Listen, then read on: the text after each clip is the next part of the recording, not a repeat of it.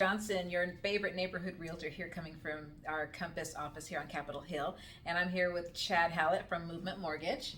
And we want to talk a little bit about the current state of the market. Pause. There's a lot of chatter about the current housing market and interest rates rising and whether it's a buyer's market or a seller's market. And just wanted to talk to you a little bit about that today because, yes, the reality is the interest rates have risen. And, those of you that in 2020 decided to wait until the market cooled off, now we're here with higher interest rates. So, Chad, let's talk a little bit about that because now we want to know what's the cost of waiting and whether you buy now or whether you wait again and buy next year. Yeah, I appreciate you for teeing me up, Tracy. And what Tracy and I are here for is to kind of shoot some facts, some knowledge bombs your way versus just the noise that you hear on the 5 o'clock news and your Facebook friends, that kind of thing. So what we've seen in the last couple of years, both of us, is affordability has gone down. Mm-hmm. So home prices continue to soar, but now the interest rates have gone up and home prices have gone up. That's made it less affordable for the buyer. But buyers, don't, unless you had a significant change in your income, how are you going to make up the difference, right? That's why when we encourage you to buy now, it's not out of greed or selfishness or because we think we're the real estate gods or anything like that. It's because we know how the market works and we know the trends and we know what's going to happen. This is the DMV. It's a very popular spot. There's a good economy here, regardless of what's going on nationwide, and it's a competitive place. Tracy was telling me earlier today that for some of her clients, the interest rates are starting to scare them off. So let's talk about that a little bit. You may have heard some lenders and realtors use the term date the rate, marry the house. Yeah.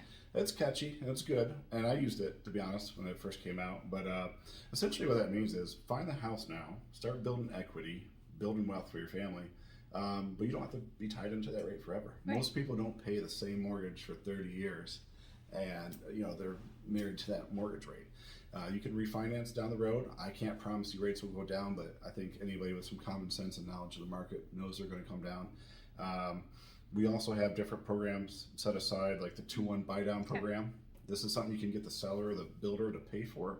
And it's simply a separate escrow account that pays a portion of your monthly payment. So in essence, your interest rate is 2% lower year one and 1% lower year two, and then you ease into that full payment. Great option, and you have 3 years to, well, you have 2 full years to figure out a refinance or, make a change if you need to. Another thing is, Tracy, wouldn't you say that sellers are starting to offer a little bit more? Yeah, so there's now that we've had the shift, as you remember, there were, the last 2 years, everyone was waiving all of the contingencies. Oh, yeah. Well, those are back now. So, sellers are offering seller credits, home inspections, appraisal contingencies, financing contingencies. Those are all back into the discussions now. But the biggest thing is that, yes, sellers are starting to offer closing cost assistance. And so that's very helpful as well. Mm-hmm.